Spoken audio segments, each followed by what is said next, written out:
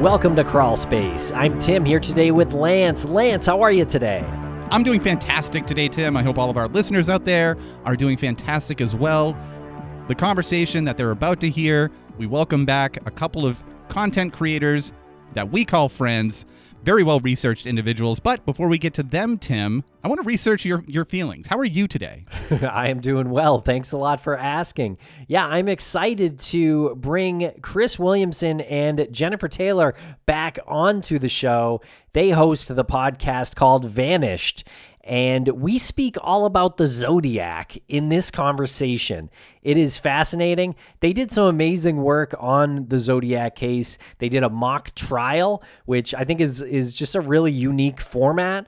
And so we got to talk to them all about the Zodiac and all about sort of an alternative theory. And be sure to check out all of their work at vanishedshow.com. They don't just cover the Zodiac, they cover a bunch of high-profile true crime events. And that was something that was really impressive to me, is that they tackle a topic like the Zodiac, where you think, how can somebody put a unique twist on it? And they do that so successfully. So I really hope you enjoy this episode, and let us know what you think about it on social media. Make sure to message us or follow us at Crawlspace Podcast or Crawlspace Pod. And hey, as long as you're over there on social media, you might as well swing over to wherever you can leave a great review, a good rating, maybe a little comment there, something to boost our mood for the day. And also make sure to check out Crawlspace Premium. You get ad-free episodes, early releases, and our weekly bonus show. You can subscribe right there in Apple Podcasts, or if you're not an Apple user, you can go to crawlspace.supportingcast.fm and sign up there. Everyone's talking about the weekly bonus show, Tim. It's the talk of the town. All right, everyone, thanks a lot for listening. We're going to break quick for commercial here, and we'll be right back with Jennifer and Chris.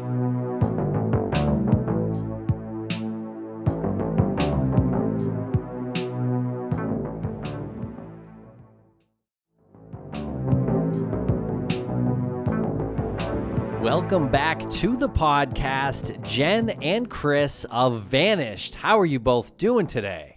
Doing well. Doing great. Thank you for having us. Thank you for having us. How are you guys doing? We're doing excellent, and I was just thinking before hopping on this evening that it's just been far too long since the name D.B. Cooper has passed my lips. So thank goodness you're joining us again, and we can finally scratch that itch that I call D.B. Cooper. Just in time. Lance loves D.B. Cooper. Love D.B. Cooper. Yeah. It's my favorite mystery. I'm sure it is.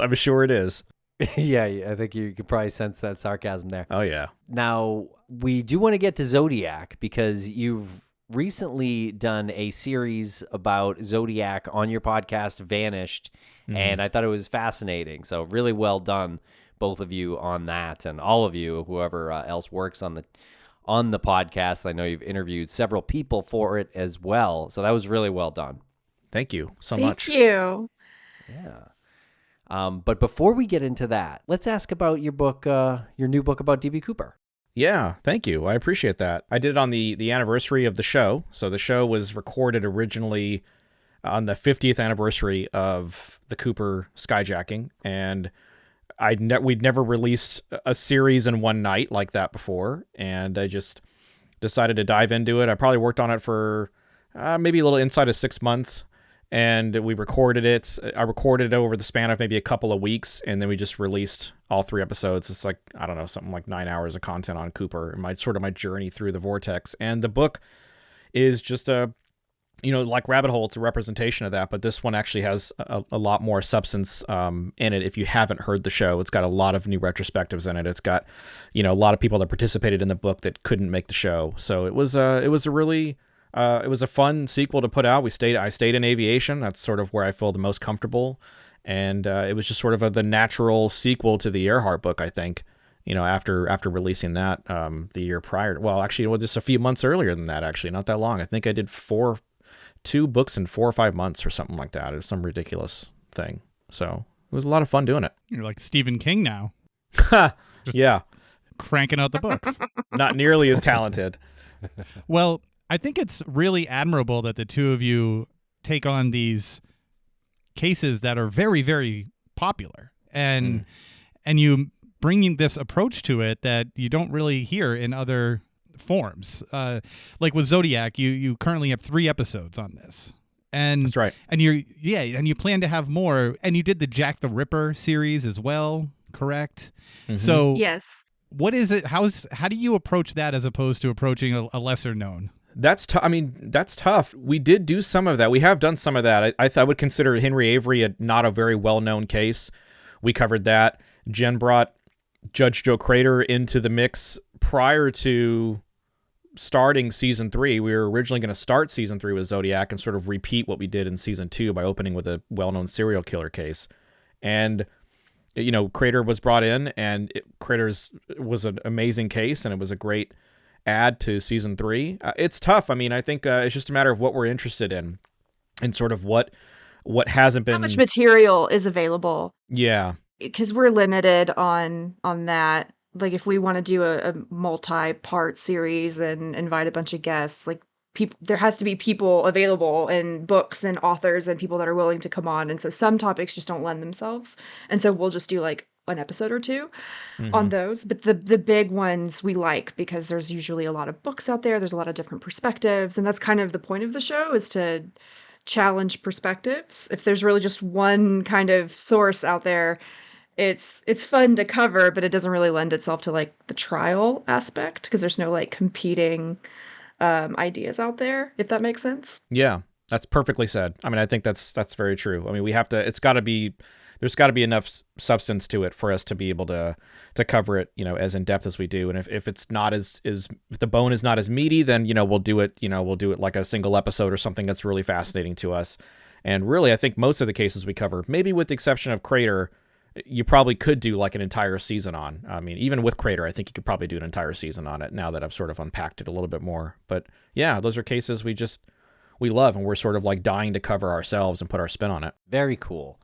Well, would love to talk some Zodiac because I think you've really taken, and I'll speak for myself here, what I know of the case and turned it on its side. Because I don't think I had heard the name Don Chaney before I started listening to your series. So before we get too deep, can you tell us a little bit about the case, maybe a little bit about the murders, and possibly a little bit about the suspect known as Arthur Lee Allen? So the Zodiac killer case was 1968. I think the first crime was in December 1968, and then it went through the summer of 1969 as officially. As with any uncaught serial killer, you never really know. And so part of what we do in the show is discuss crimes that maybe have never been attributed to the Zodiac killer before, but maybe they should be.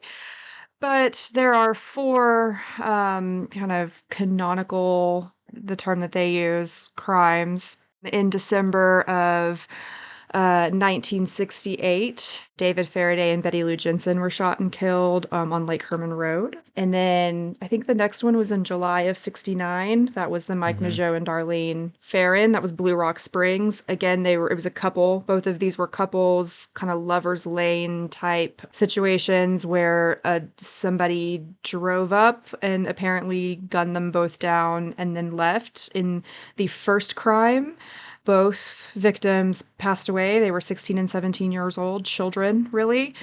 And the second one, Michael Mageau did survive. He was 19. Darlene Ferrin was 22. And Michael Mageau was able to give some version of he did, get a glimpse of the killer, although we don't have a wonderful description for obvious reasons. It was pretty traumatic. It was dark. And then in September of 69, we have the Lake Berryessa attack, which is where the costume that if people have seen, pop culture references to the Zodiac killer with the that square box looking hood, almost looks like he's wearing a paper bag, except it's black fabric with the red, crosshairs. Like that came from Brian Hartnell's witness statement. He and his, girlfriend, Cecilia Shepard, they were stabbed to death at Lake Berryessa. Hartnell survived. Cecilia Shepard died a couple of days later. And then the last official Zodiac crime was in October of 1969. That was Paul Stein, and that was a cab driver. Somebody got into his cab, shot him, tore a piece of his clothing, took it with him, was actually seen by several people, including a police officer. Got away. That was in Presidio Heights in San Francisco. That was the only one that had San Francisco jurisdiction. All of the rest were outside San Francisco. So if you've seen the movie Toschi, he was San Francisco PD. That was the only crime that was actually within their jurisdiction. And yeah, it was popularized by Graysmith's book Zodiac, Robert Graysmith, and then that was turned into a movie. And really, Arthur Lee Allen, the suspect, he was popularized by the movie. So that's, if you Google it, or if you just kind of have a surface level understanding of the case, that's kind of who most people associate. Most people associate him with that case, and that's because of Robert Graysmith's book, because he was convinced it was the Zodiac killer.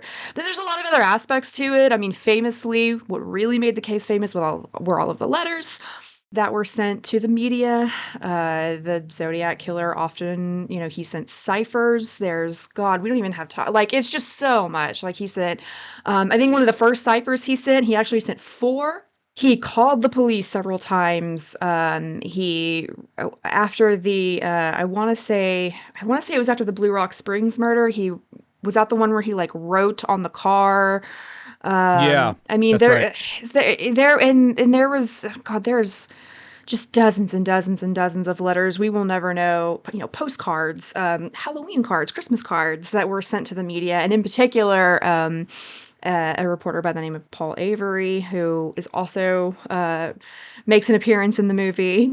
So yeah, and really, I think that's what makes it such a unique case, is all of the correspondence. There was also famously a correspondence where he would claim to have hidden bombs everywhere. He, in one of his letters, he threatened a school bus. And in many of his letters, he took credit for murders other than the 4 that I've just described to you. So it's really, you really don't know, obviously, because he was never caught. Those 4 are the ones that are kind of officially associated with the Zodiac killer.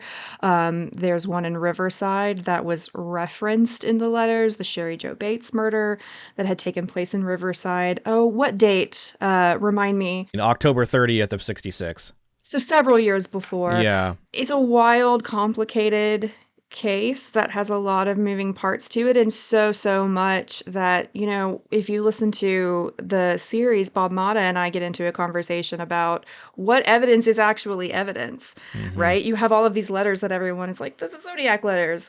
Are they, though? How do we know which ones are? How do we know which crimes are attributed to him? How do we know what evidence to trust and what not to trust? I mean, and you've got people nitpicking this from every single corner. You've got DNA from stamps that may or may not be the Zodiac killer's DNA. You've got fingerprints that may or may not be the Zodiac killer's fingerprints. You've got boot prints that may or may not be the Zodiac killer's boot prints. And you have like all these tiny little pieces of evidence that get analyzed to death. And ultimately, at the end of the day, you really just don't know, which is honestly a little disconcerting and makes you, wonder if the case will ever get solved. Yeah, that's a good point. That's a very good point. Yeah, you sound just like an attorney who's defending the idea that we don't know who the killer is. She does, doesn't she? Yeah, she's laying the groundwork. Yeah. And every time I try to challenge anything in any case, I get smacked back down to the, it doesn't work for me. So yeah, when you try to introduce like some of the stuff we talk about into like the written record or the historical record, it's tough because I've got I always say I've got the craziest, funnest job on the entire show because I get to just sort of like put forth all these alternate histories and all these different what ifs and maybes, and I get to talk to some of these people that have devoted so much of their time and their research and their life and their work to trying to figure out the answers to these questions that we pose on the show. And, Jen has the tougher job, frankly, I think, because she has to sort of defend history as it's written for a lot of these different scenarios, a lot of these different historical cases that we cover. And Zodiac is no different, but I guess the difference is that Zodiac is such a wildly crazy story and case, and it's got like this historical stamp that's been associated with it now, and it's just one of those cases, these serial killer cases specifically, that just don't, it'll never go away until it's eventually solved. I would have hope that it would be solved, but it's not unlike Ripper and some of the other ones that are really big in true crime, some of the true crime genre, some of the cases that are being covered now. It's a crazy case. It's a crazy case. It is. And you both did a great job on your trial in the podcast. I thought that was fascinating.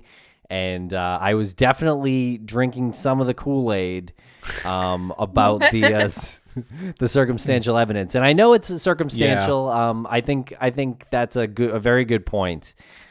So as far as a definitive answer, I guess let's start there and ask about DNA, because it came up a few times, and I'm just curious where that stands. Well, I don't know. I mean, that's a good question. Jen, do you have thoughts on that? I mean, I have my thoughts. Sure. I'll give them after. So it honestly depends on who you ask. The DNA that the police has obviously not been connected with anyone. If you talk to somebody that very strongly believes that they know who the killer is, or particularly that they think Arthur Lee Allen is the guy, they will tell you that the DNA is not the Zodiac's. And it's hard to say, honestly, because of the way that DNA is. A lot of people kind of see it as like this magic bullet that's able just to solve, whatever case, and that's not always true. My understanding is that, well, not my understanding, the DNA that they have did come from the letters. And what I'm not as clear on is what portion of the letters. I had always kind of been told that it was from like the stamp, but I don't know if we actually know with 100% certainty. I know that there is a list out there of different letters that have been sent off to different labs. It's a really big one, the one that ended up on all of the documentaries. They do have like a partial DNA profile that could be from the Zodiac killer. It came from one of the letters. But then you have to ask yourself, is this an authentic letter? There are researchers that will fight over whether or not it is an authentic letter.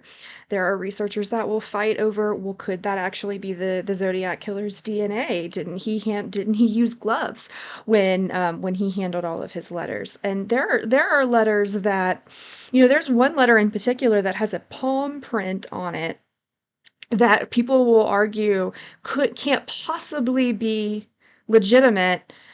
Because none of the other Zodiac letters have any prints on them. So this must have been a copycat who wasn't wearing gloves. And the arguments get so technical. And I will just tell you from just my opinion and from my experience, I don't think that there's enough to definitively say that the DNA that they have is definitely the Zodiac killer. However, if a good suspect shows up, that is otherwise a good suspect, and their DNA matches, I mean, all of a sudden something that doesn't look like it, like may be related, may not. Well, once you have a match, that changes things.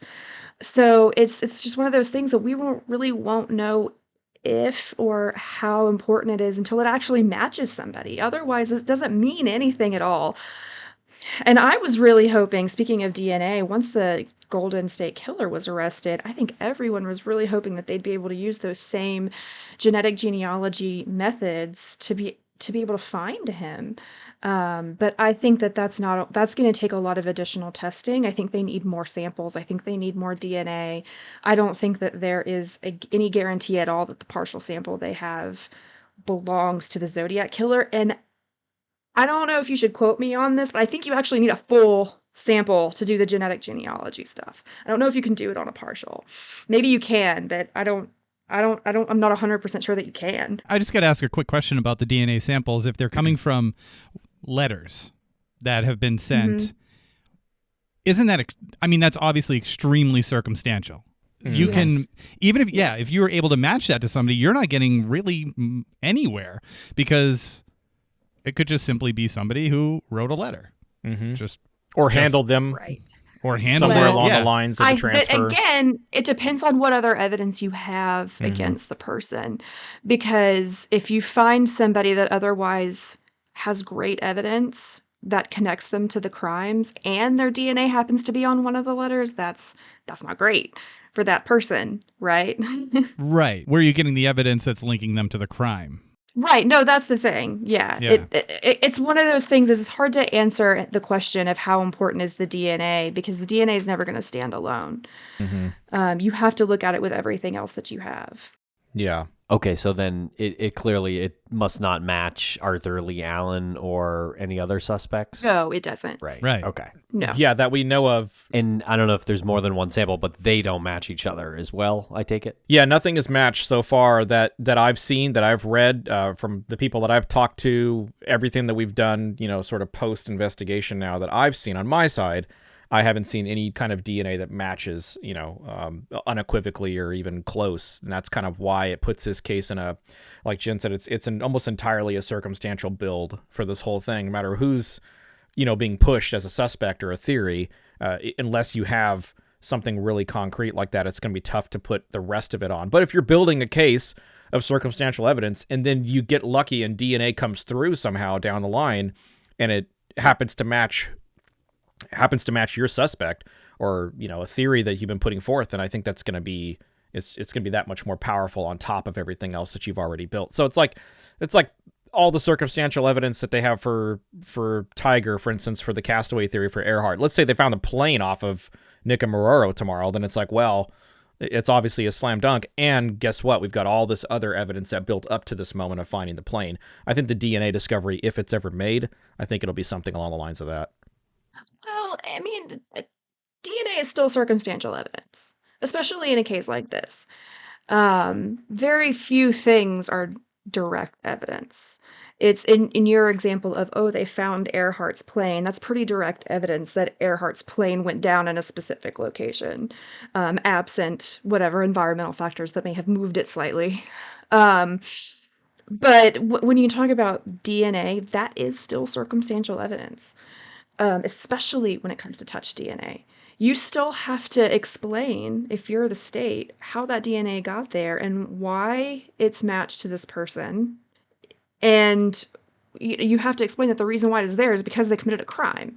Right. That's not always easy to do. Mm-hmm. Right. And I think that's my point to that, I think, is just, if you're building the rest of this case, let's say we're saying obviously DNA is not a slam dunk necessarily, but if you're building the rest of the case and a lot of it adds up and then you have DNA on top of that, even though it's not maybe not a slam dunk, that's going to generously help your case. It's going to generously help because it's like you're building, and then you take this really big thing and put it on top of everything else you built. It certainly doesn't hurt, I don't think, in that case. And we'll be right back after a quick word from our sponsors. Thanks to our sponsors, and now we're back to the program. So Arthur Lee Allen is the guy from the Zodiac movie that Robert Graysmith sort of pointed at. Mm-hmm. And he had a friend named Don Chaney. So these guys were actually friends? Well, they were like more acquaintances than friends. I mean, they were connected through, I think it was Chaney's brother, who was a roommate of Arthur Lee Allen or something along the lines of that. So it was like they knew each other. They had hung out around each other a few times. They weren't like really close friends, but they definitely knew each other enough to where, it was sort of like, meet my friend. And then they sort of connected and made a little bit of a friendship there. So they definitely knew each other for sure. Odd people. I'll grant you that. Both very odd people. Yes.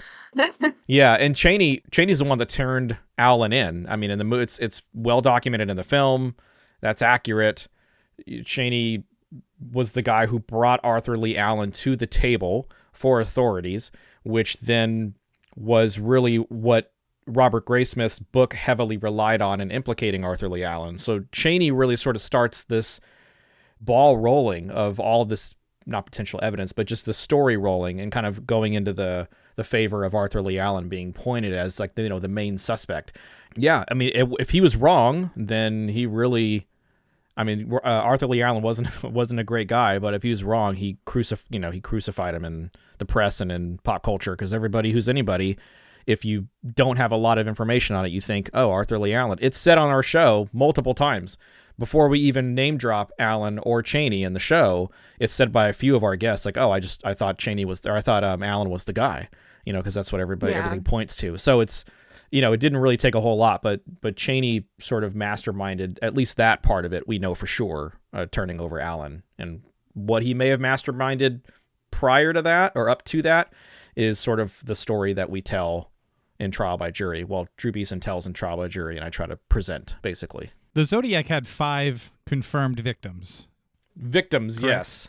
Victims, right. yes. 7 if you also count the attempted murders. Right. Okay. Right. Mm-hmm. Okay. So yeah, we'll say 7. That's still pretty low in the serial killer, I guess, count. Right. And that worked for him. That worked in his favor, because the ones that have been caught, like Samuel Little and John Wayne Gacy, go down the list of the ones that have been caught that have been in double digits. Ted Bundy. That's them acquiring and stockpiling evidence that they're not aware of. Sightings, eyewitnesses, blood sample, just everything is just kind of stockpiling. What's your thoughts on that? Was that something intentional that this person maybe had considered? If I go too far, I Possibly. I think that's possible, honestly, because whoever the Zodiac killer was, he made an effort to kind of countermeasure all of at least the methods that were known in the 1960s for getting caught, right? He's trying to, he wrote in letters that he had done something to his fingertips that he wouldn't leave fingerprints. He's doing the things that he knows how to do. Now, I say that because they didn't know about DNA in the late 1960s. So I've one of the things that Don Chaney says is he would have me lick his stamps. Like, why would he do that? He wouldn't do that. You didn't know what DNA was in the 60s. He wouldn't do that. But there is evidence, though, that the Zodiac killer was actually quite good at fooling police. And I personally think that the thrill for him came not from killing, but from being able to manipulate the public in the way that he did. Agreed. And once he had committed the murders that got him into the media and he had everybody's attention with his letter writing and his threats, I think that is what he really wanted and what he really enjoyed. And so I tend to think he doesn't have as many victims as he claims. And I tend to think that, and I think that's a very good thought. He may very well have been like, look, I keep pushing my luck like this. I'm not always going to be so lucky, but I can keep writing letters anonymously until the day that I die, And maybe he did. I mean, but that's kind of to Jen's point. So Lance, you mentioned the number, right? 5. It's relatively low. I mean, it's a terrible thing to say, but it's factual. It's a relatively low number for a serial killer of this magnitude. I'll use that term lightly, right? But the case is a huge case. And I thought the same thing. And then I started talking to some people that we had on the show, like Ross Gerasi and a couple other people that we had on the show that talked about, well, he may actually have been killing for a lot longer than what is canonically known, right? And historically written. And if that's the case, well, then that takes his numbers and really dials them up into a territory that few have really matched. If we're applying everybody to Zodiac, and I know it's a broad thing, but if we're doing that, then that could be, that could lead. So looking at some of these cases could lead to some of that potential DNA evidence, maybe that we were talking about earlier, that may not be involved in some of the canonical ones, but maybe something with the Ray Davis case, in Oceanside of 62, maybe something like that could lead to a breakthrough in the case. So that's sort of the direction I walked with it. I thought, well, if there's only 5, thank God there was only 5. And we don't know why he stopped or what made him stop. But if there's more than 5, if this guy was killing for almost a decade instead of a year that's documented, then that should be known. There should be pressure there. And these cases for the unsolved, the people that are involved in it, they should have some kind of closure too.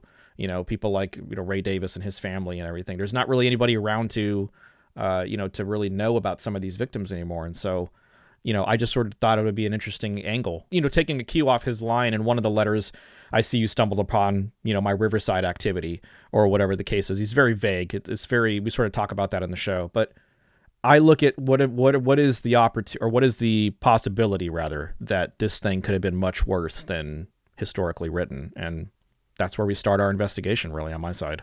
So is it weird that Tim sends me a box of stamps so I can lick the stamps for his letters, and I have to mail It's them probably back? very weird. You should probably stop giving DNA samples and just get him to get some stickers for you instead, They make, you don't even have to lick stamps at all. You can just put Well, water. we like to, Jen. So just don't even, yeah. Jen, you and I should talk offline about this because I'm That's nervous. awesome. So Cheney licked Alan's stamps or vice versa. So they were. Wait, that's what he said. So that Come didn't on. happen. Oh, okay. So That's what he said. it came up a couple times that Cheney was a liar. Mm-hmm. What was he lying about? Maybe everything. Verifiably certain things, right? And the That's big right. one that we talk about on the show is he absolutely lied about the timing of the supposed conversation with Arthur Allen. He initially told police, when he first came to police, he said, hey, I had this conversation with my friend and it was really creepy at the time, but now I see all these things happening and I want to let you know that I had this conversation with my friend. It was January 1968. I know for sure that that's when it was, he says,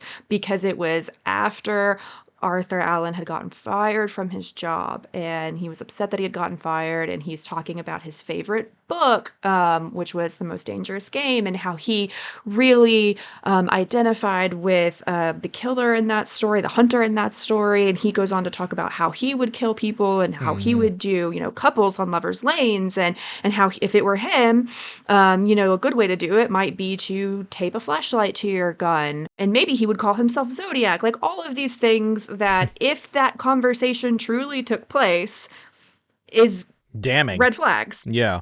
Very damning. Damning Of for course, Allen. he's not coming to police until 1971, which is after all of these crimes take place. So that's, one of the things you have to ask yourself is if this conversation did happen, did Allen tell Cheney things that Cheney could only know through that conversation, or is it things he could have picked up in the media? That's one of the things we talk about, but we know for a fact he was lying about the timing of that conversation. Or maybe, I guess it's possible that he could have been mistaken. I don't think so, though, because as it turned out, Allen hadn't been fired from his job until later in 68, March of 68, I think. And so he changes it. He said, and it's actually not until later, because he was very consistent with police that it was January 68. Later, he's doing interviews for documentaries, and he is kind of confronted with this inconsistency. And he says, oh, no, it was January of 1969. There's only a very small window of when it really could have been, because he leaves San Francisco in January of 69. It can't be any later than January of 69. And he says that he was positive that it was after this guy had been fired from his job, which was in March of 68. So he was incorrect about the timing. Most people, even Drew, who we had on our show that believes that Cheney is the guy, I think most people kind of concede that, no, that wasn't right. He has to be making something up there. Yeah. Well, what if he was making it all up then? Yeah, that's sort of what I say is maybe he was making everything up. Maybe Drew's got a really interesting point he makes toward the end of the show. Really, well, he makes it a couple times within Trial by Jury, if I'm not mistaken. And he talks a lot about the reasoning, why you have to look at why Cheney would want to do this in the first place. And he talks about this guy that's so smart. He's smart, wants to be the smartest guy in the room. We sort of alluded to that earlier with the letters and the ciphers and all that jazz. And maybe the ultimate get here for this guy is, like Jen said, not necessarily the murders, the acts of the murders themselves, but it's the ciphers, it's the mystery, it's leading the public on, and then maybe police, right, playing these games. Exactly. And maybe the ultimate game, is inserting yourself into the case when you are the actual one that everybody's looking for. There's a really great story that we hear about in season 2 regarding one of the Cooper suspects, Richard Floyd McCoy. And he essentially pulls this Cooper heist copycat deal like 5 or 6 months after the Cooper skyjacking. But this time he gets $500,000 right? And he gets turned in, and all this crazy stuff happens. But one of the things he does in the story is after he pulls the skyjacking, he gets back to his house, and he's had the money for a couple weeks or whatever, and they're still looking for this copycat skyjacker, and it's him. But he gets a call when he gets back home, and it's the National Guard, and they want him to actually volunteer on mission to go look for himself. Like, nobody knows who he is, and so he actually signs up and volunteers on mission to go look for himself, which is like the most insane, cool, badass story in the Cooper realm. But if this is a Zodiac thing, and this is the same sort of situation, then this is a guy that put himself right into the midst of the investigation. And it's not uncommon in these historical mystery cases. We see it kind of happen time and again. And I don't think, knowing what I know about Zodiac, I really don't think that would be above, you couldn't put that past him. Someone that had the intelligence level to at least attempt that. Now, whether or not he would have been successful or not, well, I guess we'll never know. But yeah, I mean, I think it fits. It's an interesting twist, and I think it fits right into Zodiac's MO potentially, in my opinion. Well, I apologize if this was already touched upon before. I got distracted thinking about my joke about Tim sending me stamps to lick, but wasn't Cheney tested? Wasn't his DNA tested through a voluntary DNA sample that he gave? Yes. Well, so again, I think that depends on who you. When I talked to Richard Grinnell, who's very much more knowledgeable about this than I am. Yeah. He said, I think there's actually some disagreement over whether or not he did give that sample. See, I heard he did, but I don't know. I mean, or not. Maybe not whether or not he gave the sample, but whether or not it was actually tested against the sample that they have. So I will say this: whenever I talked with Richard Grinnell, both on and off the record for the show, what he said was, if they wanted to clear him, or if they wanted to implicate him, they could have. So I guess Richard told me, now that I'm thinking it through, Richard told me that they do have his DNA. What I don't think we ever got was like a public statement of DNA doesn't match. It was kind of just assumed that it doesn't, because if it did, they would have arrested him. Mm-hmm. Yeah. That makes sense. Right. I think that's the case with a lot of the suspects too. They probably do a lot of this stuff behind the scenes, and like, it's not even worth mentioning, like, oh, we've tested, suspect A, B, C, D, and all the letters really when it comes to this case, and like Cooper and all that stuff. Yeah, I think it might matter very minutely if you're thinking about the person volunteering the DNA. What does that tell you? If this person is actually the perpetrator, are they going that far to insert themselves in the investigation? So that goes back to Drew will make the point that that's why he said I licked the stamps, because he didn't actually lick the stamps. It doesn't make, maybe he did, but why? It makes no sense that he would have done that in the 60s. It makes no sense that if Arthur Lee Allen was the sole Zodiac killer, that he would have asked a friend to lick the stamps, because there's no reason to ask that question of somebody. And so Drew's theory is, if he's the guy and he's voluntarily giving DNA, and then he's saying, by the way, I licked the stamps, it's because he's kind of trying to give an explanation because he thinks his DNA is going to match. That's what Drew will tell you. Yeah, it makes sense. Yeah, it's a cover your ass. It makes sense. It makes sense. Yeah. Now, what about the circumstantial evidence in regards to Cheney? There was some interesting things, including his Air Force background and his engineering history as well. Yeah, he sort of had touched on a lot of the different, I guess, background requirements to do some of the things that Zodiac, did during the, the whole fiasco. He obviously had the military background is the one thing that everybody talks about, because of the wing walker shoes and some of the prints that were found at various scenes potentially. But, the sizes are always off. Something's always a little weird about that. He mentions in the show and in a lot of the off the records, talks a lot about the drafting skills and the potential for someone who was highly adept at drafting, mechanical engineering, maybe. He's not the only person. Michael Cole, who was on our show during this first segment, part one, talks a lot about sort of, some of the ciphers and kind of, the intelligence level that might might take for someone to create these from scratch, essentially, at that time. There's no AI and Chat GPT at that time, so they have to go through this whole process and do it from the ground up.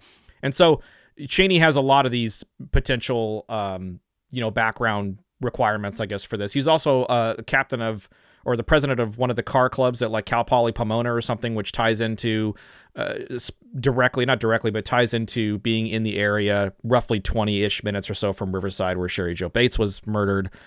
That's, again, very thin, but I feel like, they're sort of kind of building the circumstantial case to prop up the idea that Cheney, when you tie all that into the mastermind idea and the 2-in-1 theory, with Allen as the patsy, that Cheney makes the most sense. And so that's sort of what we try to present as tightly as we could. It's such a wide net, but we try to go down as tightly as we can, and it's tough sometimes. Just on the ciphers, because we didn't get to talk about that in Zodiac, in Vanished. Yeah. I think, just my personal theory, that I think that there's a reason why none of his ciphers, that there wasn't anyone that was able to completely solve all of the ciphers. I actually think that there's a possibility that is because the ciphers were done wrong, right? That there's not a solution to them. It's impossible. And if that's the case, I think that messes up your profile of somebody that's just genius. You didn't make an unbreakable cipher. Because you're a genius, you made an unbreakable cipher because you didn't know what you were doing. You got the key wrong. You screwed it up when you made it. That's just, I wanted to throw that theory out there. My argument to that is I know programmers in code that write code incorrectly on purpose all the time for reverse penetration testing and stuff like that. So if this was a guy, obviously we don't have computers back then. It's computer code. That's computer code, though. Well, it's ciphering. I mean, it's kind of along the same lines, I think, in my mind. I mean, if you've got a mind for that, you could certainly know how to, if you're intelligent enough, to write incorrectly. I mean, it's very possible that he could have just written code that was not right, or written ciphers that wasn't accurate. I don't know. I mean, I'm throwing it out. I also tend to think that the genius serial killer is a myth. People also said that about Ted Bundy, that he had this massive IQ. He didn't. Just of what we know of serial killers generally, they tend to be given almost superhuman qualities that they don't deserve. Yeah. A lot of it is really just luck. And because of the nature of serial killings, it is very difficult to catch the perpetrators, because there's no connection with the victims. And just whenever you have somebody that's gone uncaught for so long, you tend to give them these superhuman qualities. Does that mean that I think that there's nothing to the idea that he may have had some math skills, that he may have had some coding skills, that he may have been exposed to this? No. It's also not impossible to teach yourself some of these things.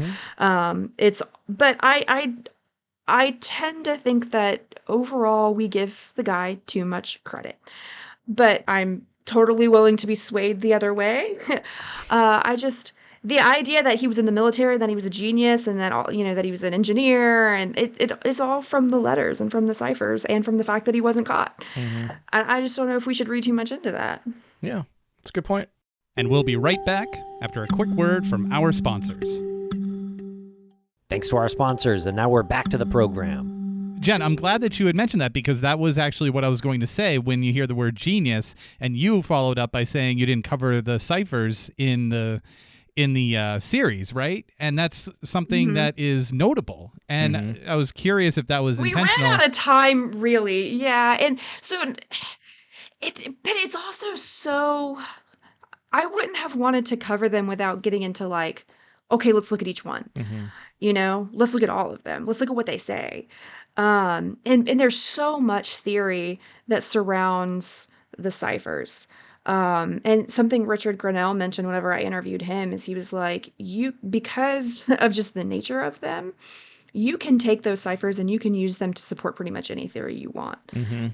Someone a common one is for someone to say that they found a suspect's name in the cipher. He's like, you can find anyone's name in that cipher, in those ciphers. Try hard enough, you will find evidence in the ciphers. Yeah. But someone with an interest in that kind of thing had to have put them together. Sure. Oh, yes. Yeah. Someone who certainly thought he was smarter than everybody else put them together. I'll give you that. Yeah. Right. Okay. So what about the idea that they worked together and Alan was a patsy? Yeah. Well, I don't know. I mean, I know Jen's got strong feelings on that too. I mean, I think this is possible that if I'm going to go all in on this, and I'm going to say that, I'm going to agree with Drew and the fact that Cheney was sort of the mastermind behind this whole thing. And I think Cheney saw something in Allen. There are a lot of cases where people will sort of link up. A lot of serial killers, have accomplices. It's outlined pretty well in the show. Again, a couple times people talk about it on the show. I think Bob Motta talks about some of that in your conversation, part 3. Up to 40% of serial killers have had accomplices at some point. Yeah, so that tracks. that's to me, that's a very shocking number. 40% is a lot, is a big number. So I look at that, I look at some of those statistics, and I look at sort of what, Drew is saying, and the idea that, hey, this guy, if we're going to assume this guy was pretty much smart enough to think of everything, then he probably would have, if he's inserting himself into the case, and he might have actually designed a patsy role for it. And he probably saw Arthur Lee Allen as the perfect patsy, and it just worked out. His background is terrible. He was convicted of some horrible crimes, and he saw it as an easy pin. And turns out, historically speaking, pop culture wise, he was right, because everybody who's anybody, like I said, thinks you say Zodiac, everybody says Arthur Lee Allen for the most part. The majority, I think it'd be pretty overwhelming if you polled. So for the most part, he was successful there. And I think it was just one of those instances where he probably saw that the end was near. Maybe he was worried about that or wanted to have a plan B, an escape route. And I think Arthur Lee Allen was his escape route, for lack of a better summation, and that's sort of kind of what Drew posits in the show and what we try to present, the idea that they were working together, that, sick minds think alike, unfortunately. I think it's impossible. I just think it's, as I mentioned in the show, at the time of the murders, all except for one, Don Cheney was living 4 hours. No, not 4 hours. 6 hours. 6-ish hours away. Yeah. 400 miles. Yeah. And Alan was, is in the city. And I don't know. I'm not saying it's impossible. I'm not saying that it didn't happen the way that Drew posits that it happened, but all of the letters were postmarked from San Francisco. Haven't you seen Scream? There's always multiple killers. Every single time, except for one. Yeah. So, enough with the spoilers. Sorry, I didn't mean to cut you off, Jim. Sorry. It's okay. He has to not only go, he has to travel not only to actually commit the crimes, but to mail all of the letters too. And so that's where Drew is like, well, that's where Lee Allen was maybe helping. Maybe he was mailing the letters for him. And again, maybe who am I to say it didn't happen? I don't have any evidence that it didn't happen. Yeah. But I guess I don't know enough about like an analysis of all of the serial killer accomplices. I know that, I know a little bit about the John Wayne Gacy story because of Bob Motta. But like his associates were literally living in the house with him. They were right there. He could control them because of the proximity. It seems very dangerous and risky to me to have an associate that you're trusting with such a dark thing, and they're 7 hours away from you in a way that you can't keep an eye on them. You can't control them. And so it just seems implausible is all I'm saying, but I'm not saying it's impossible or that I have no evidence that it didn't happen that way. I don't know. It just seems kind of a stretch. Yeah. I would agree with that. Those are valid arguments. And my goal was just to sort of present this as this idea that, look, we don't know what we don't know, and like in a lot of these cases, and Drew has done a great job of putting together, I think, building a circumstantial case. He believes it with all of his heart and soul that Cheney was the guy or responsible for this persona that was created. It was more of a persona as opposed to just one single guy. I think that what really tipped me off and got me started with this whole thing and why I wanted to add this case to season 3 was because two things really. One I mentioned earlier was the potential for this to be much worse than it was. I think that we owe the victims, we owe the families of those unsolved crimes. If we can link them to Zodiac definitively, then that's a case closure, and we could use that. And the second is just the enticement of the idea that this guy, was a persona, was more than one guy, and starting to hearing, statistics and all these things and talking to some of the people like Christy Hawthorne, who was on the show, like Ross Gerasi, who was on the show, who all outlined very very compelling cases for some of these things, like Ray Davis. If you compare Ray Davis to Paul Stein and a lot of the similarities, those crime scenes, the way he did it, it's compelling to me. And so I wanted to sort of explore that. And the 2-in-1 theory sort of fits a lot of how that could have been accomplished, and especially during that time. And so, yeah, that's kind of why we decided to run with it and to sort of open it up. And of course, to try to do what we could to, shine the spotlight on some of these cases that people would never normally think about other than the families of these people. Yeah, I'm glad that you brought that up, because it's really, I guess, morbidly fascinating to think about one of the more prolific serial killers in American history, not in terms of how many victims there were, but in terms of the media coverage and how much attention that he gained from this and garnered from this. And then it just stops. And that's a really wild concept, that all of this attention that this person seemed to be craving up until that point and doing it through violence and taking people's lives just stopped.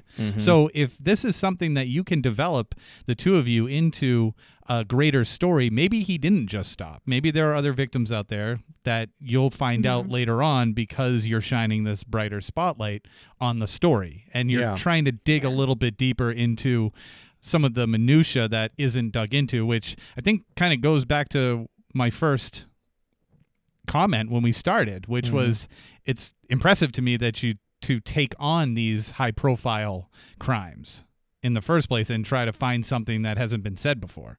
Yeah, thank you. Yeah, that's a very great compliment. It's certainly a challenge.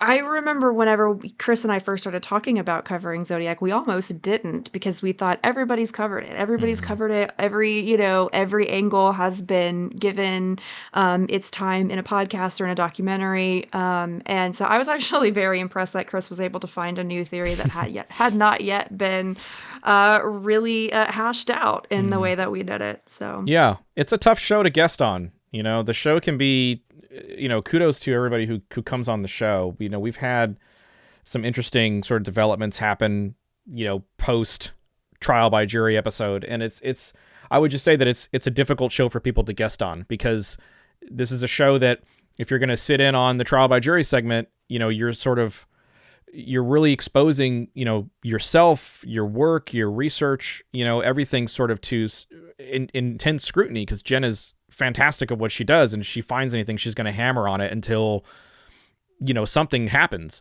And it's not always positive, for everybody that comes on the show. So it's a difficult show to guest on. Well, but I try to be nice. well, but you're sort of exposing, again, it's like if you're holding something under a microscope and you're asking those follow-up questions, well, what about this?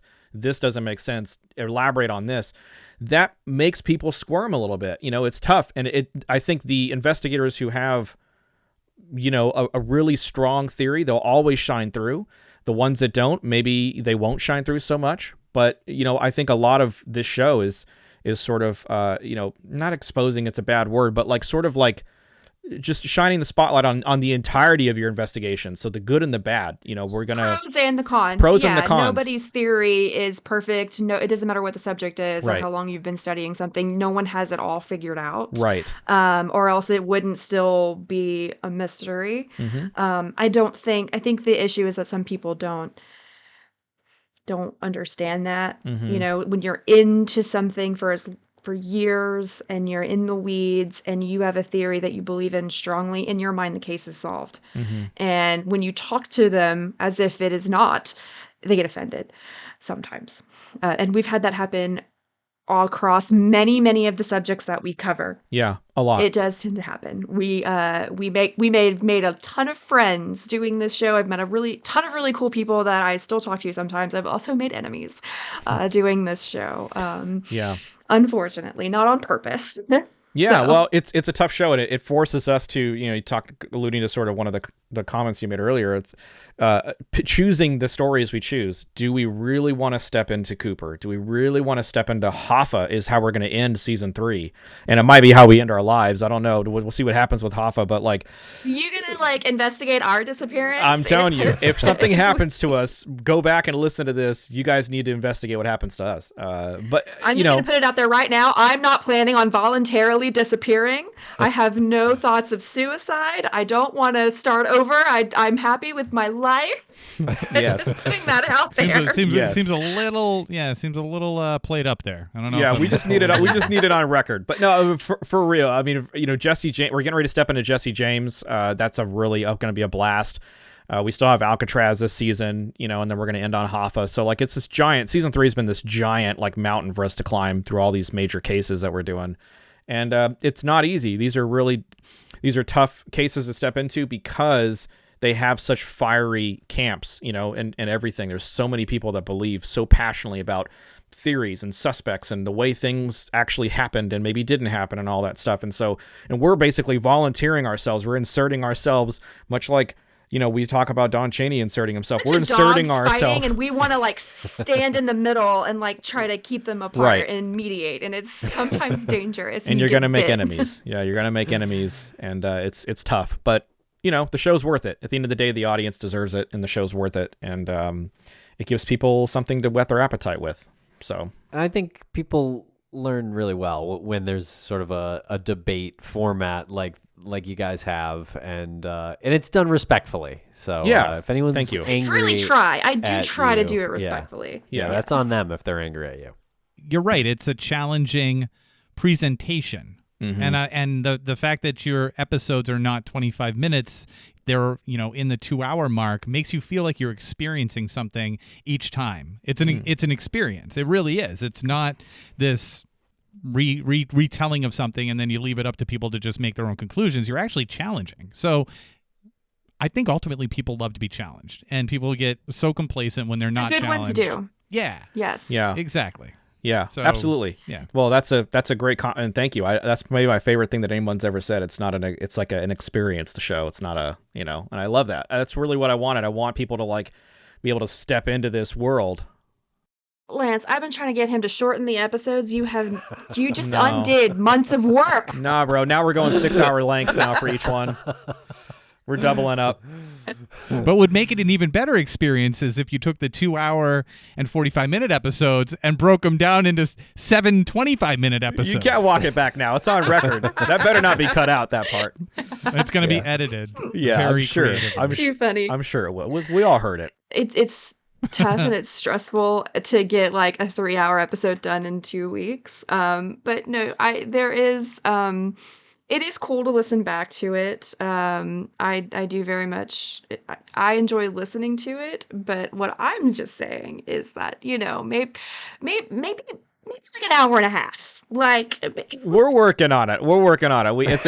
It's an inside joke, but I really am trying to to shorten the episode lengths as much as it's so hard for editing, as you guys know. I mean, it's like you go to your show and you're editing. It really is an inside joke because it's everything. It'll be like, okay, me and you are going to record. We need 20 minutes of content, and 45 minutes later, we're still recording. 2 hours plus later sometimes. Like, I'll have a conversation where we'll start to record, and it's like, all right, we got to eat like 45. Yeah, like she said, and it's like 2 hours plus.